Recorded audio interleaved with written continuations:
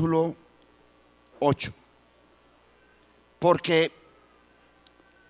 Porque ya conocéis la gracia de nuestro Señor Jesucristo, que siendo rico, por amor de vosotros se hizo pobre, para que vosotros con su pobreza fueseis enriquecidos.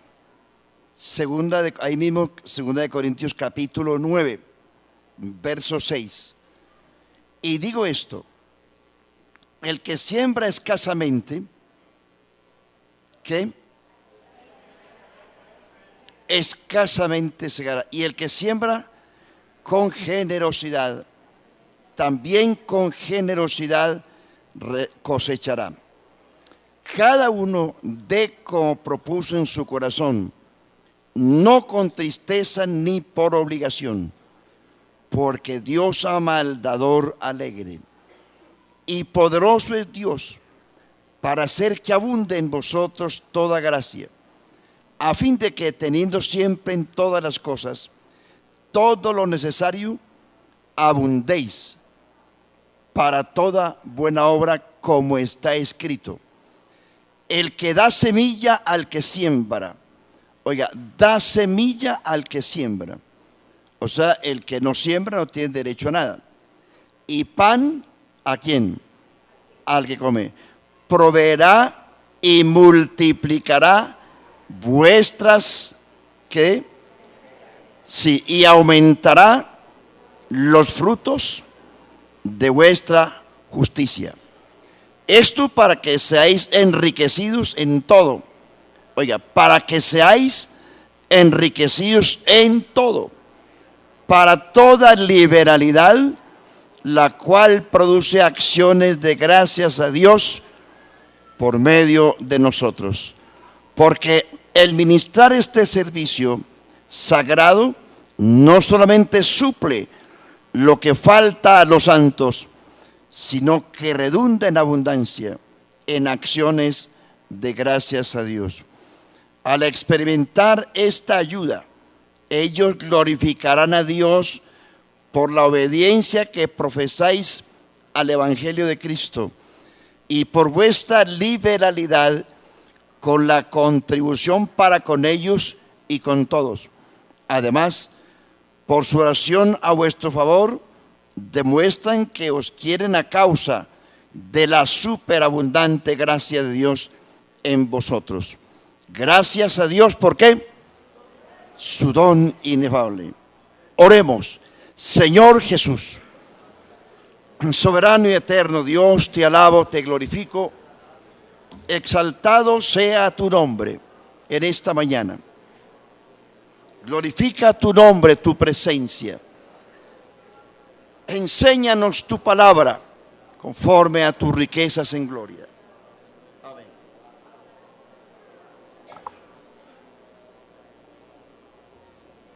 Siéntense, por favor, hermanos. Vamos a mirar alguna enseñanza de estos dos capítulos. Cuando a usted le quede un ratico en su tiempo, le recomiendo que lea estos dos capítulos, los capítulos 8 y 9 de 2 Corintios. Es la Biblia. Eso es lo que dice la Biblia, y a nosotros nos toca enseñar lo que la Biblia dice. Cuando la Biblia habla de los ministerios, de Efesios capítulo 4, que son 5 ministerios allí, estamos recordando que el ministerio de apóstol, los ministerios de apóstoles y profetas fueron exclusivos de ellos. El ministerio de evangelista, pastor y maestro es la continuidad de lo que los apóstoles escribieron. Y valga la pena recordarles, para ser apóstol tenía que haber visto al Señor después de la resurrección. Es decir, tenía que ser testigo presencial de la muerte, sepultura y resurrección de Cristo. Esa era solamente uno de los requisitos. Total que los falsos apóstoles de hoy no son apóstoles, son agrandados que quieren ser lo que Dios no les ha dado. No crean eso, hermano. Si existieran apóstoles como los que hoy hablan, entonces tendríamos una continuidad en el canon de la Biblia. Lo que está escrito es lo que usted y yo tenemos que aprender y tenemos que saber. Así que el cuento que dice que Dios me mandó, que Dios me dijo, que Dios me reveló, que Dios se me apareció en el zarzo, o que Dios, bueno, cualquier cosa, eso es simplemente ilusiones, porque todo lo que los apóstoles, vea, así fue necesario, dice San Lucas 24, Jesús lo dijo, así fue necesario, dice, así estaba escrito, y así fue necesario que se cumpliese todo lo que está escrito de mí, del Señor, en la ley, en los salmos y en los profetas. La Biblia dice que el cumplimiento de la ley, Cristo es el cumplimiento de la ley. Todo lo que se dijo en el Antiguo Testamento se cumplió en Cristo. Y todo lo que usted y yo necesitamos saber es lo que Cristo y los apóstoles dijeron. Dice, si alguien le agrega esto, le agrega o le quita, Dios quitará su parte del libro de la vida. Por lo tanto, cuando el apóstol Juan cerró el último libro del canon del Nuevo Testamento, dice, si ven Señor Jesús, amén. La palabra amén lo cierra todo. Entonces lo que usted y yo necesitamos saber está aquí. Así que ojo con los falsos profetas y falsos apóstoles, porque el ministerio de apóstoles y profetas está en la Biblia. Nosotros los pastores de hoy somos los que debemos enseñar e interpretar lo que los apóstoles y profetas ya escribieron. Por eso el apóstol, sí, los dos, Juan y Pedro, Juan dio testimonio de que ellos vieron la gloria de Dios y el Verbo se hizo carne y dice, y habitó entre nosotros y vimos su gloria. Y Pedro dice, tenemos la palabra profética más segura. Así que olvídese de los sueños de los falsos maestros, edifíquese en la palabra, hermanos. Pablo dice, edificados sobre el fundamento de apóstoles y profetas, siendo Jesucristo la principal piedra del ángulo. Pablo dijo, nadie puede poner otro fundamento que el que ya está puesto, el cual es Jesucristo. Y Pablo dice, pero si alguno se atreviera a sobreedificar, mire bien cómo sobreedifica. Porque algunos edifican sobre oro, plata, piedras preciosas, madera, heno, hojarasca. La obra cualquiera que sea, el fuego la probará. No estamos hablando de fuego literal. La iglesia, el fundamento apostólico, está edificado sobre oro, plata y piedras preciosas. El oro representa la divinidad de Jesucristo. Sobre esa revelación descansa la iglesia. Por eso Jesús le dijo a Pedro, cuando él dijo, tú eres el Cristo, el Hijo del Dios viviente, Jesús le dijo, y yo también te digo que tú eres Pedro, y sobre esta roca, no sobre Pedro. Pedro no es la roca es Cristo. ¿Estamos aquí, hermanos? Entonces, Roma dice que la roca es Pedro y que Pedro es el primer papa de Roma. Eso es mentira. Roma, la iglesia romana, solo empezó en el siglo IV de nuestra era cristiana. 3 siglos atrás no se conocía la iglesia católica. Así que son ilusiones que se tomaron ellos, atribuciones que no son de ellos. Entonces, cuando la Biblia enseña sobre esta roca edificaré mi iglesia, no está hablando de Pedro, sino de la revelación que Pedro tuvo en el momento. Por eso Jesús le dice: bienaventurado eres Simón, que no te lo reveló carne ni sangre, sino mi Padre que está en los cielos. Entonces la roca es Cristo.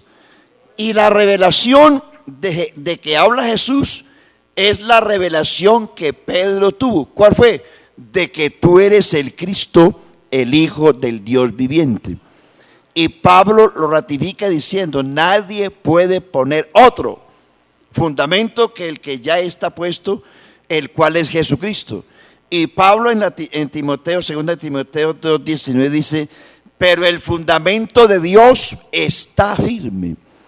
Teniendo este sello, conoce el Señor a los que son suyos.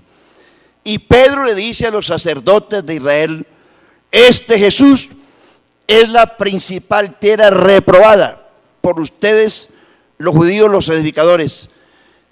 Ese Jesús ha venido a ser cabeza del ángulo, y en ningún otro hay salvación, porque no hay otro nombre bajo el cielo dado a los hombres en que podamos ser salvos.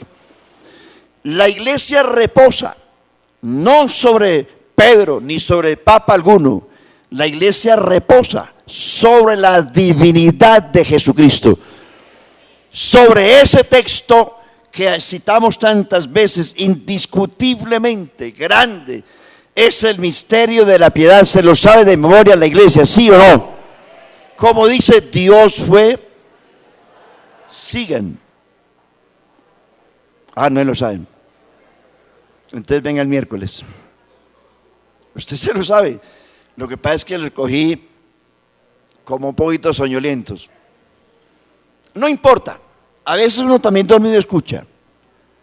Bueno, sobre esa revelación, todo lo que la iglesia tiene que saber está en Cristo y en los apóstoles.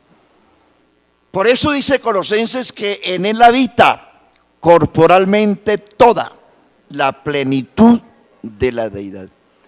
Entonces, el fundamento de Dios está firme. El fundamento de Dios, dice Pablo, si alguno sobreedifica en oro, plata o piedras preciosas. El oro representa la divinidad de Jesucristo. Es decir, que Jesucristo es Dios sobre todas las cosas, bendito por los siglos de los siglos. Sobre ese conocimiento y sobre esa fe es que el Señor edificó su iglesia. Segundo, plata. Plata simboliza en la Biblia redención. La iglesia tiene un honor muy grande, que fue comprada. Redención quiere decir comprar esclavos, comprar en el mundo de los esclavos, y también quiere decir comprar esclavos y dejarlos libres. Eso es lo que representa la redención. Redención. La plata representa redención, porque la redención, por esa se pagó un precio, la sangre de Jesucristo. Y lo tercero es piedras preciosas. Las piedras preciosas representan la iglesia. Primera de Pedro 2:5 habla de las piedras preciosas. Usted y yo somos piedras preciosas. Gloria al Señor. Jesús, el oro representa a Jesús en su divinidad, y la plata representa la redención, porque se pagó un precio para redimirnos. Y los otros 3 elementos, madera, heno, hojarasca, es precisamente aquellos señores o falsos profetas y falsos apóstoles que están edificando fuera del fundamento apostólico. A ellos el fuego un día del juicio de Dios probará. Porque la sana doctrina no se puede cambiar por movimientos pseudocristianos. Hoy hay mega iglesias y dice la gente, ¿cómo crece esa gente? Hermano, lo que crece como espuma se derrumba fácil. Hay gente que crece como la palma y cae. No se confíe de mega iglesias, hermano. Mega iglesias pseudo cristianas, más mundanas que cristianas, porque no les importa el fundamento. Y hay gente, aún en las iglesias nuestras, que solo van a otros movimientos porque hay ruido, hay música, hay reggaetón, hay rock, hay movimiento de todo eso. Entonces a la gente le gusta eso que haga mover la carne. Nosotros no necesitamos que nos hagan mover la carne. Es el Espíritu el que tiene que robustecerse, hermano, no es la carne. Gloria a Dios. Jesús no vino a salvar la carne. La carne no se va a salvar. Jesús dijo, lo que es nacido de la carne, lo que es nacido del Espíritu. Parafraseando el texto dice, lo que es nacido de Adán, Adán es. Y lo que es nacido de Cristo es. La carne va para la tierra, vuelve al polvo como era, la carne no tiene esperanza. Este estuche que tenemos nosotros donde habita el alma y el espíritu, este estuche se acaba tarde o temprano. La tierra lo pide, polvo de la tierra lo pide, no se va a salvar. Así que no busquen mega iglesias donde satisfagan la carne. No es que aquí sí se puede, aquí no hay fanatismo, aquí hay libertad para hacer lo que uno quiera. Claro, haga lo que quiera, eso es lo que hace el mundo. Pero la gracia de Dios, aunque es la gracia de Dios, no es alcahuete. Porque la Biblia dice, la gracia de Dios, ponle cuidado, se ha revelado a nosotros, enseñándonos que podemos vivir como nos dé la gana. Así es. ¿Cómo es que dice? Enseñándonos que renunciando ¿a qué? A toda impiedad mundana, vivamos en este siglo sobria, justa y piadosamente, aguardando la esperanza bienaventurada y la manifestación gloriosa de nuestro gran Dios y Salvador Jesucristo. ¿Por qué la gracia nos enseña que tenemos que renunciar a toda impiedad mundana? Porque estamos esperando la manifestación gloriosa de nuestro gran Dios y Salvador Jesucristo. Díganle gloria a Jesucristo, hermano. No se confíe de eso, hermanos. Falsos apóstoles que hablan bobadas y que no predican santidad.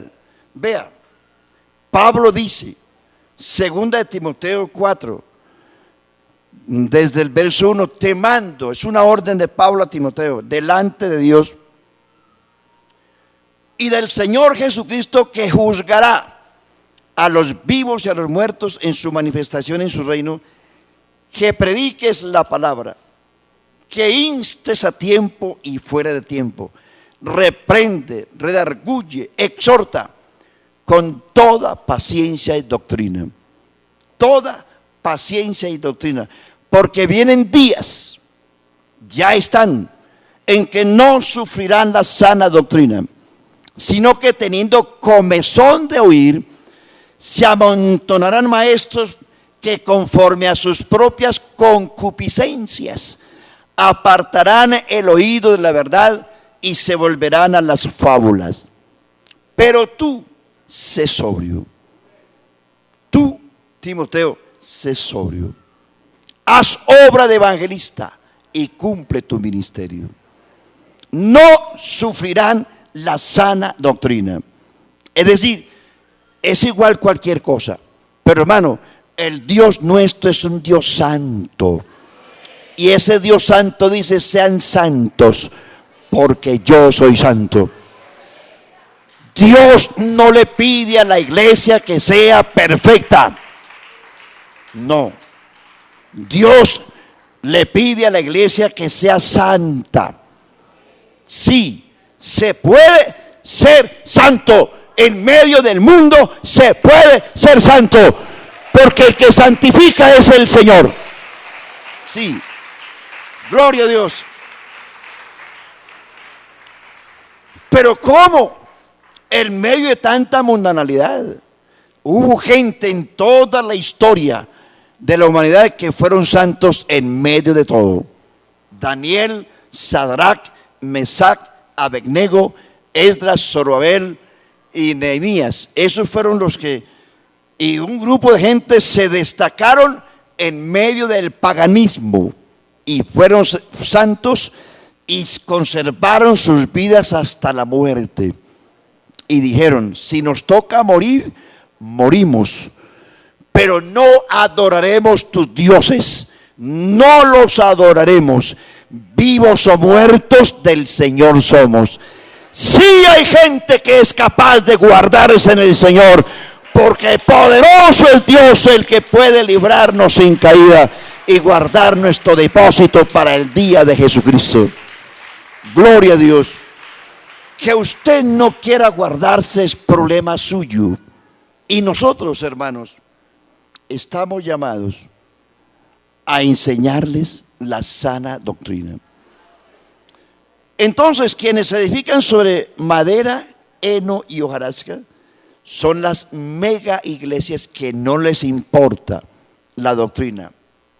No les importa cómo crean de Jesucristo, no les importa la santidad, no les importa la moral. No, eso lo importante es llenar iglesias, llenar templos y bailar como locos y gritar como locos y tirar a la gente al suelo, echar babasa en el piso. Eso sí. Y venga para acá, iglesia, y venga aporte aquí. Sí, eso es lo único que les interesa. Hermano, Dios es un Dios de orden. No crea que porque usted ve mega iglesias que tiran gente al piso diciendo recibió el Espíritu Santo, el Espíritu Santo no se recibe así. ¿Sabía eso? No venga a buscar aquí que el pastor los revuelque en el piso y comience a echar babasa, porque aquí no somos de esos. No. Los únicos a quien Jesús los tiró de espaldas fue la chusma que fue a buscarlo una vez en el huerto del Getsemaní. ¿Se acuerdan? ¿A quién buscáis? Esa chusma dijo a Jesús Nazareno, yo soy. Y se fueron de espaldas. Cuando Él les habló como Dios, se fueron de espaldas. Y ya Dios bajó el estilo. La segunda vez preguntaba, ¿a quién buscan? A Jesús Nazareno. Ahí sí se dejó prender de ellos, porque ese era el plan. Entonces, si usted dice, mire esa gente como recibe el Espíritu, mire cómo patalean en el piso, vea cómo echan babasa, cómo vomitan, cochinos. Así no se recibe el Espíritu Santo, hermano. Gloria a Dios, no crean eso, hermano. Dios es un Dios de orden. Dios dice, hágase todo decentemente y con orden. ¿Qué tal? Dios revolcando a la gente en el piso y dándoles contra el piso. Hay gente que hasta las narices se la revientan en el piso. Así no trabaja Dios. Gloria al nombre de Jesús.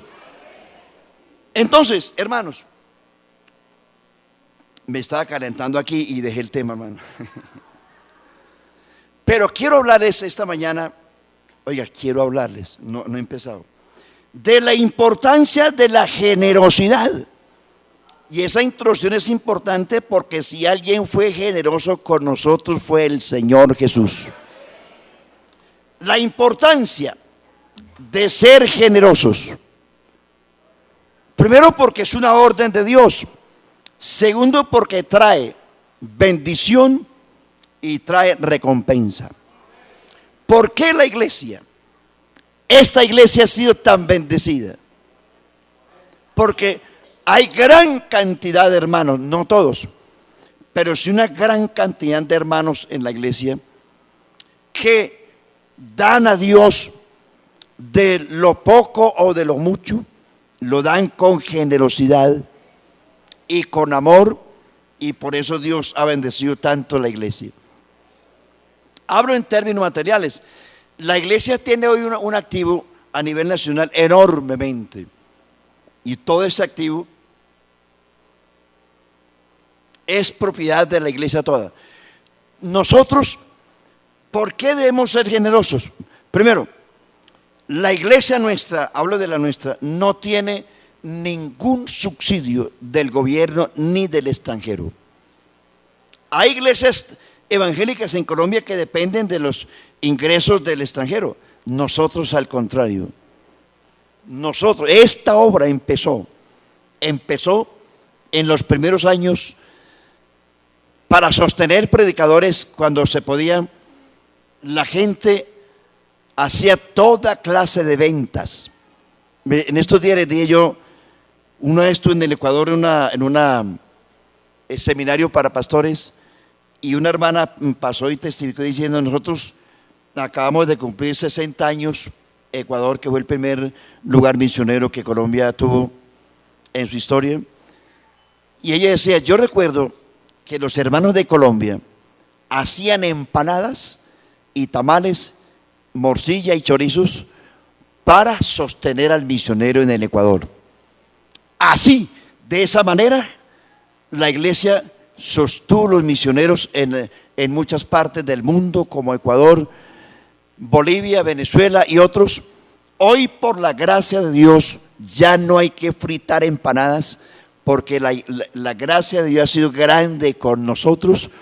Dios ha aumentado enormemente el número de creyentes y también ha aumentado enormemente la generosidad, que la gente dice: ¿y ustedes cómo se sostienen?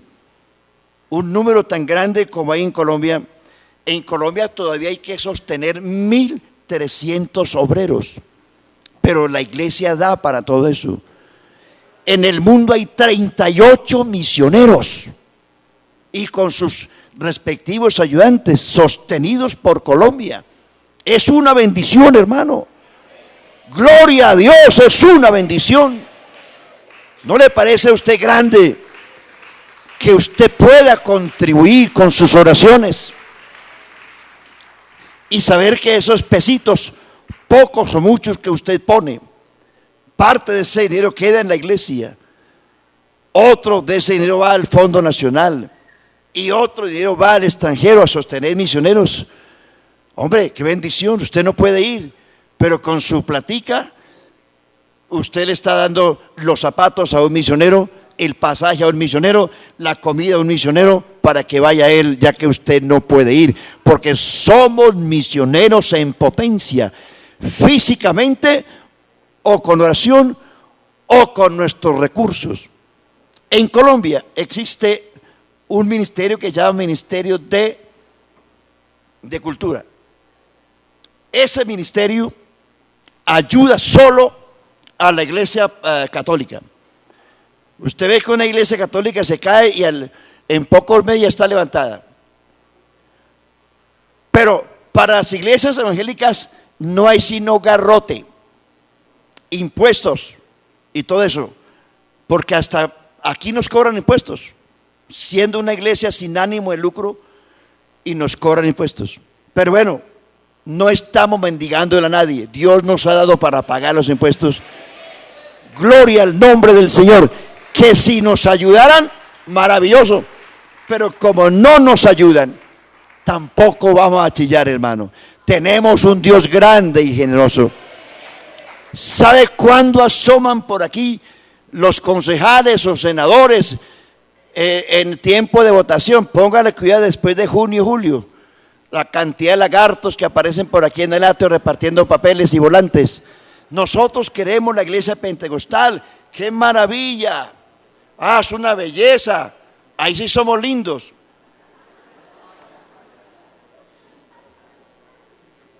¡Qué linda iglesia! Pero cuando en los 4 años aparecen por aquí los lagartos. Y si acaso le da usted una lata de zinc, no venda su voto, hermano. Es mejor que no vote. Usted detrás de un ladrillo, qué pena. No le bendiga a nadie, hermano. Su Dios puede darle a usted más que un ladrillo, hermano. Amén, hermano. ¿Cómo no? O dígame si no. Lo que usted tiene, su casita, su carro, su negocio, ¿quién se lo ha dado? Dios. Dios. No venda su conciencia, hermanos. Si usted vota, vote legalmente sin interés nada, porque es un deber ciudadano. Pero no vaya a de un bulto de cemento, hermano. Dígame cuántos bultos necesita, hermano. Ninguno necesita nada. Pero no necesitamos cemento para terminar, hermano. Pero no le vamos a pedir a ninguno de ellos, hermano. Dios nos da, hermano, seguro. Gloria al Señor. Dígame usted, ¿cuánto plata les han dado a ustedes para hacer esto? Nada. La iglesia, la gracia de Dios, la iglesia, la generación de ustedes. Mire todo lo que tiene aquí. Amén. Entonces, a nosotros el gobierno nos ayuda. ¿Por qué tenemos que hablar de eso? No tenemos subsidio ni del gobierno local ni del gobierno extranjero, de nadie. Dependemos de Dios siempre. ¿Por qué debemos ser generosos? Primero, porque no tenemos subsidio en ninguna parte. Segundo, porque la generosidad está en la Biblia. ¿Por qué ofrendamos, diezmamos, damos votos? Porque la Biblia lo dice. Tercero, ¿por qué hay que dar? Porque hay mucha gente todavía para salvar. Mucha gente, no solamente en este barrio, en el mundo entero. Hay gente que cree, no, si me mandan a mí a la obra, bien, pero es que su barrio es un campo misionero. Inclusive su familia, su casa. ¿Cuántos en su casa hay que no son creyentes? Ese es un campo misionero. Pero si usted no le habla a su barrio, ni a la misma gente suya, entonces ¿para dónde lo mandamos? Si usted no le habla ni siquiera a sus familiares, ¿cómo puede ser misionero en otra parte, hermano? Sobre todo y ante todo, el ejemplo es el que vale. Lo que convence a una persona no es la palabra, es el ejemplo.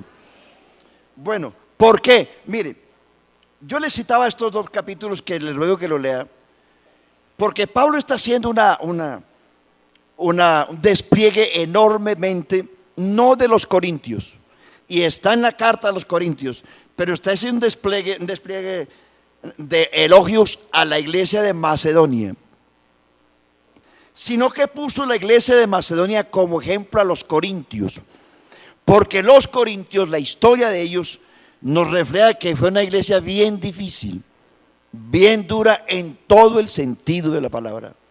Fue la iglesia que más guerra le hizo a Pablo.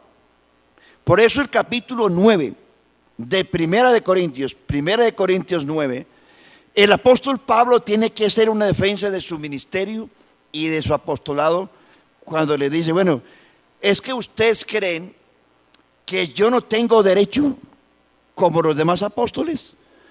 No tengo derecho a disfrutar de la bendición material si yo fui el que sembré en ustedes la semilla del evangelio.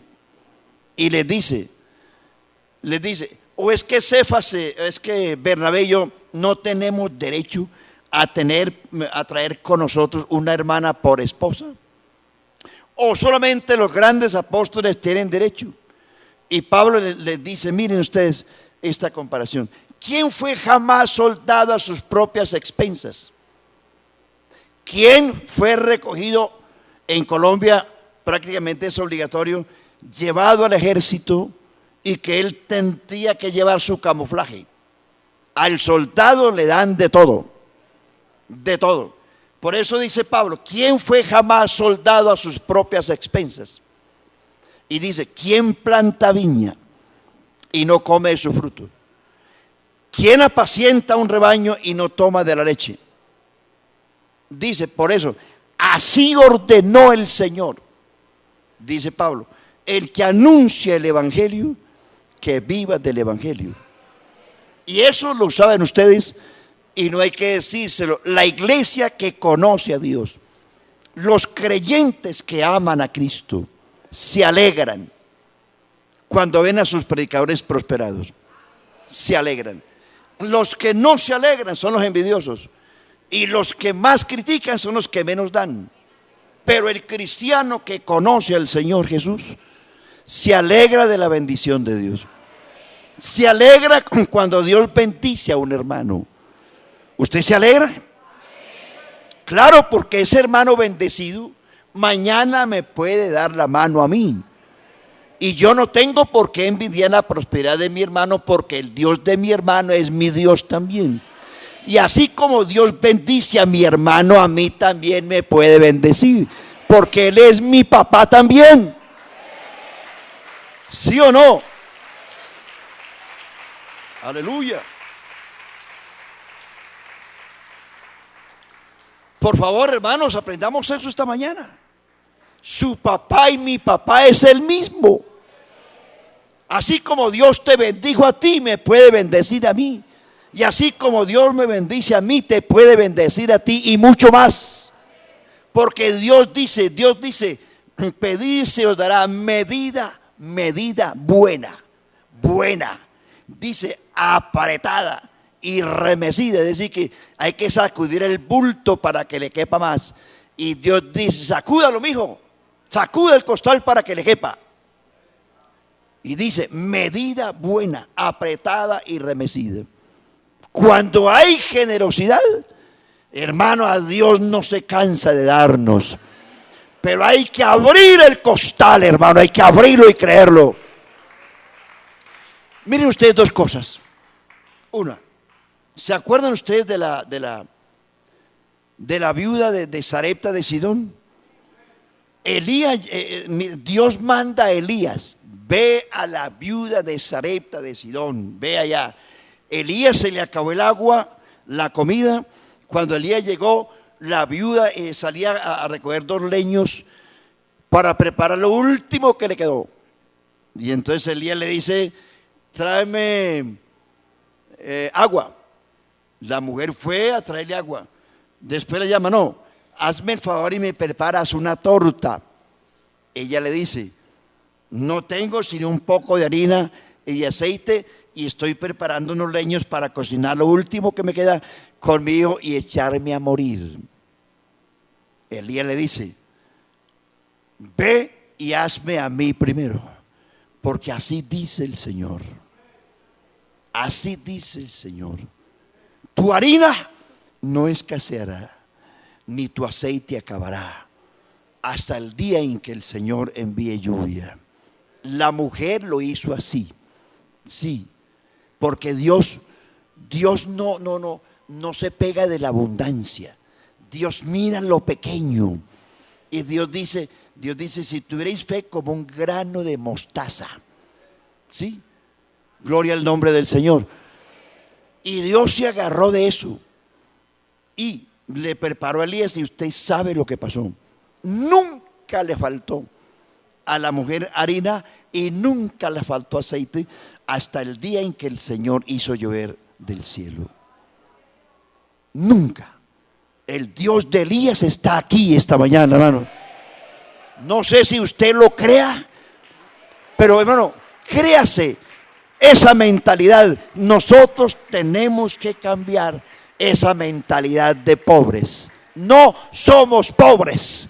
Tenemos el Dios de Abraham, de Isaac, de Jacob, el Dios de Moisés, el Dios de Elías, el Dios de Eliseo.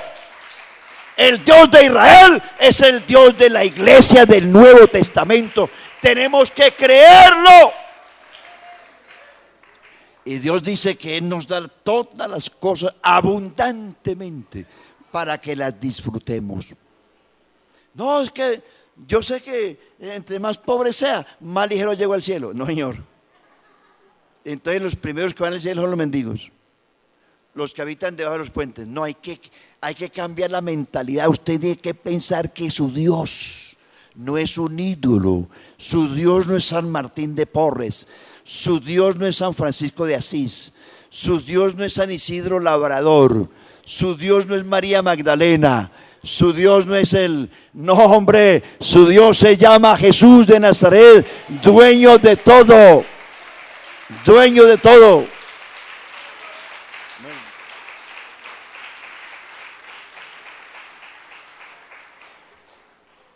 ¿Usted cree que para qué Dios hizo lo que hay? ¿Para quién?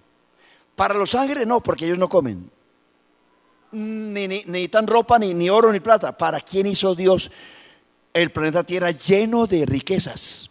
¿Para quién? Para los hombres. Y dice la Biblia que Dios le permite al pecador amontonar riqueza para dársela a los que le temen a Dios. ¿Sí lo ha leído? ¿Sí lo ha leído? Pero no lo ha creído. Entonces vamos con esto de la generosidad. Uno tiene que creerlo, hermano. La mujer creyó a la palabra y usted sabe lo que pasó. Cuando uno es escaso, dice la Biblia, el que siembra escasamente recoge. La otra viuda, ¿se acuerdan de la otra viuda de Eliseo? ¿Qué tienes en casa?, le preguntó Eliseo, porque los acreedores se iban a llevar a... Dice, mire esta historia bonita. La viuda se acerca donde Eliseo y le dice: mi marido, tu siervo, fue un hombre temeroso de Dios. Póngale cuidado. Pero murió y dejó deudas al por mayor. Mire, temía a Dios, pero era un irresponsable. Dejó la pobre viuda sin pensión, sin EPS, creo que ni Sisbén le dejó, y para colmo de males, le dejó una deuda y el acreedor se iba a llevar a sus 2 hijos como esclavos, porque en esa época, si usted no pagaba, se le llevaban los hijos y las hijas. Entonces dice: el acreedor se va a llevar a mis hijos para pagar la deuda. Eliseo le dice: ¿qué tienes en casa? Solo un poquito de aceite, solo, no tengo más nada. Ve, enciérrate con tus hijos, usted sabe la historia, y pide a los vecinos vasijas prestadas, no pocas, porque Dios es abundante y depende de lo que usted siembre, así cosecha. ¿Por qué somos pobres? Por eso, porque sembramos poco. Entonces, no pocas. Salieron los hijos a buscar vasijas por todas partes, y dice la Biblia que esa mujer comenzó a echar cada gotica en cada vasija y se llenaba, y llenó un montón de vasijas.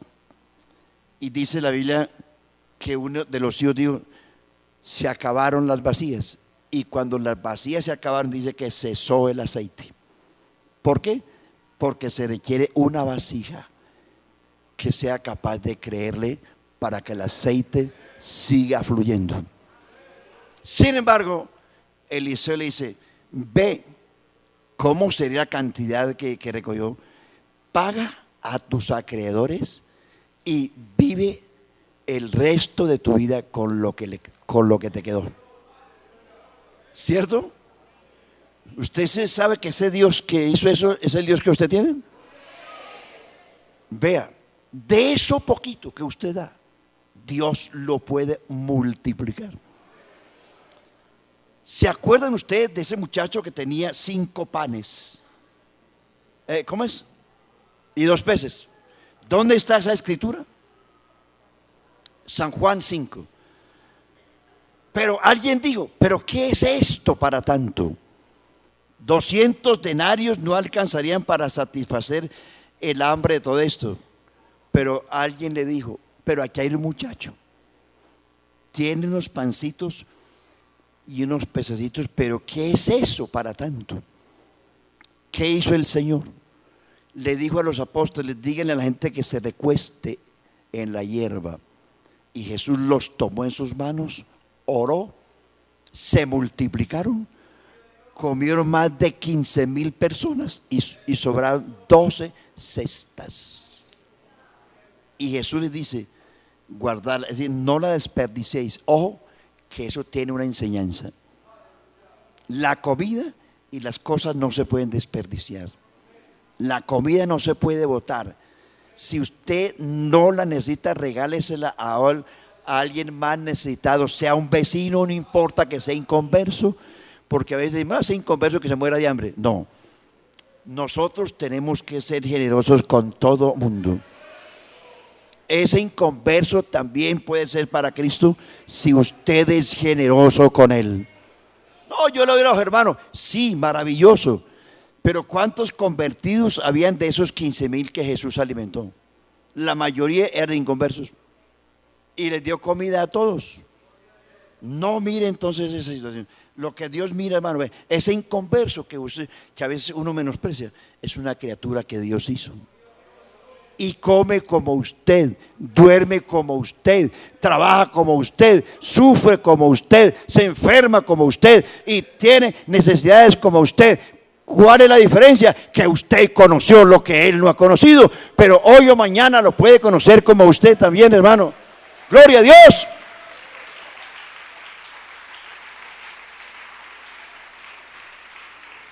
Bueno, ¿por qué hay que ser generosos?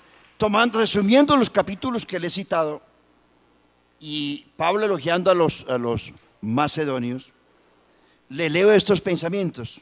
Ya me tocó leer. Debemos saber, hermanos, que usted y yo pertenecemos a Dios. Antes éramos del diablo, hoy pertenecemos a Dios. No le pregunto quién pertenece a Dios, porque sé que usted sabe que pertenece a Dios. Debe tomar la bendición fundamental en el corazón y con ella servir a Dios. El dinero también puede servir para servir a Dios. Debe ayudar a los necesitados para hacer progresar el reino de Dios. No hay que ser mezquinos cuando se nos pide una ofrenda misionera, porque es un dinero que, hermano, si usted supiera cuánto beneficio que da ese dinero en otros países. El dinero se puede acumular en el tesoro de Dios o en el Banco de la República. Con la generosidad, Dios dice que con eso aprendemos a temer a Dios.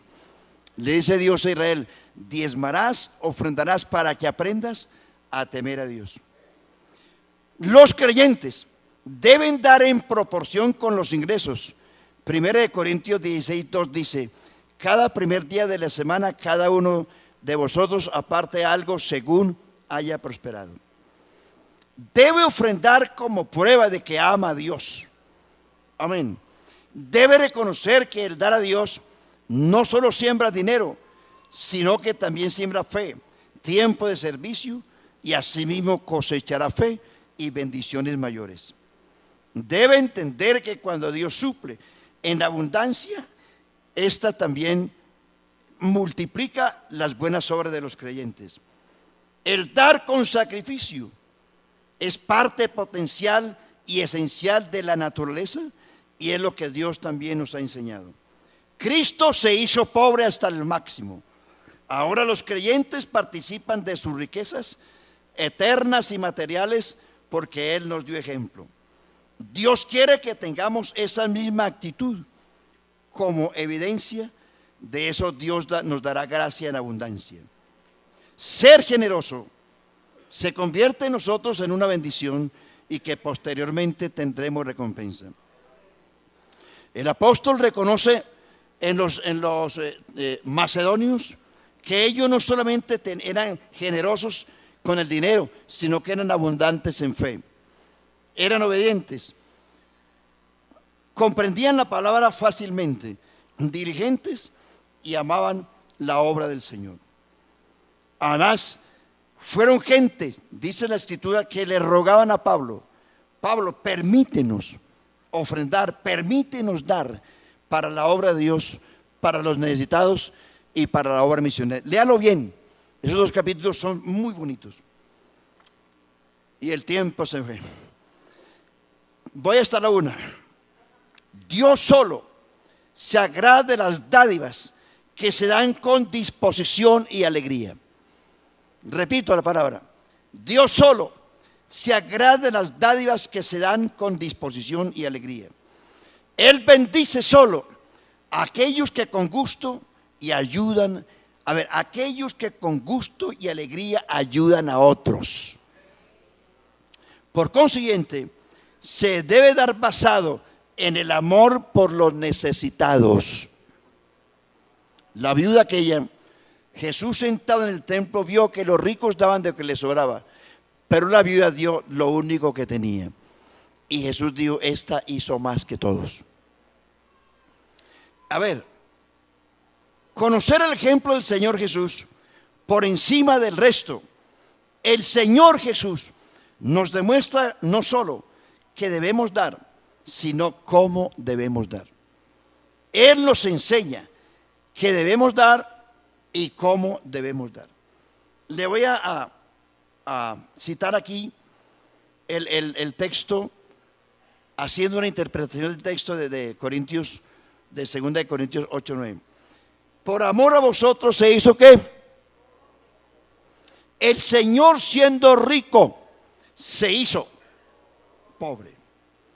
Le leo esto porque el tiempo se fue. Él moraba en la gloria y majestad, imperio y potencia. Él moraba en la luz, a la que nadie se puede acercar, en todo el esplendor y brillantez de su divinidad.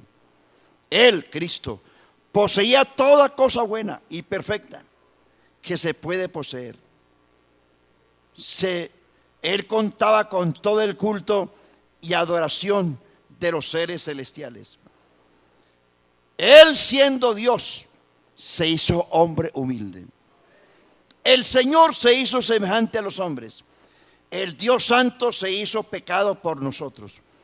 El soberano se convirtió en súbdito. El amado se convirtió en el rechazado. El perfecto se convirtió en el sacrificio por el pecado.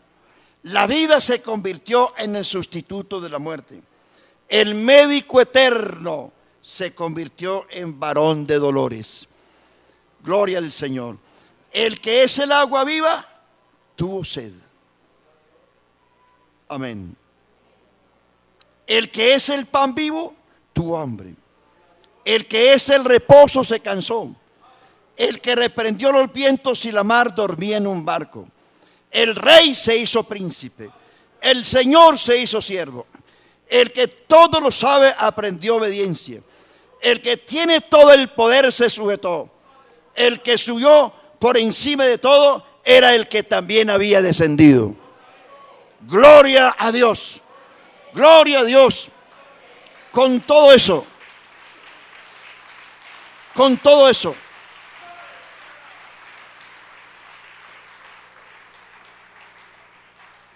Con todo eso, Jesús, siendo el Dios omnipotente, tomó aquí un cuerpo prestado, vivió aquí como el más pobre de los hombres, un pesebre prestado, una casa prestada, un asno prestado, gloria al Señor, una cruz prestada, un asistente prestado, una tumba prestada, unos lienzos prestados, los ungüentos fueron prestados.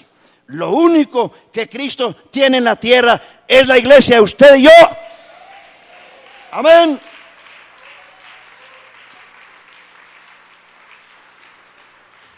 Y le dice al escriba, hablando en la parábola del samaritano, le dice, ve y haz tú lo mismo. Gloria al Señor. Haz tú lo mismo. San Pablo dando consejo a los corintios, consejo no, manda la iglesia a dar a sí misma a las misiones y de acometer este proyecto de la misión universal. Hermanos, estamos de cierto modo obligados con el Señor. Mire todo lo que les he leído, de lo que Él, siendo lo que era, se hizo. Se hizo para que usted y yo con su pobreza fuésemos enriquecidos. Tenemos la más grande riqueza que jamás un hombre pueda tener, es al Cristo de la gloria, hermano.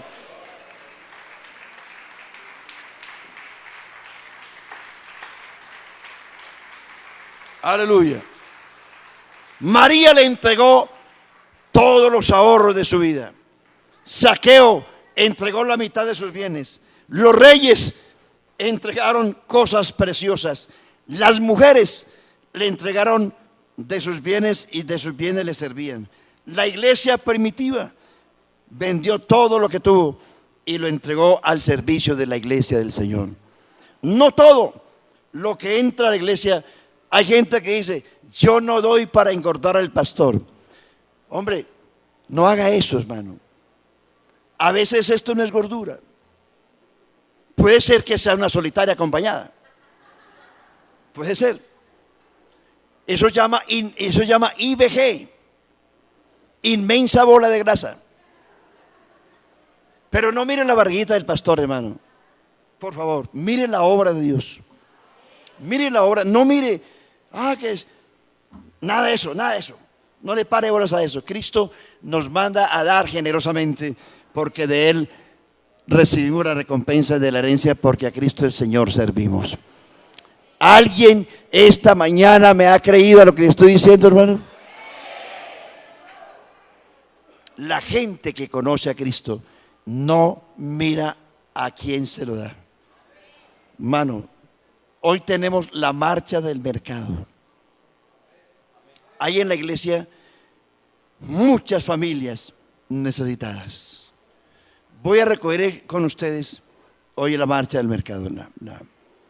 Yo sé que con esto se va a aumentar. Y se lo digo, mira, a mí me asusta a veces una iglesia tan generosa como son ustedes, y que se recojan solamente 200,000 pesitos para la marcha del mercado, o 300,000, me parece poquito. ¿No le parece? Mire todo este gentío. Si aportáramos solo 500 pesitos para la marcha del mercado, ¿cuántos serían? Serían mínimo 400, 500,000. Pero si aportáramos cada uno 1,000 pesitos,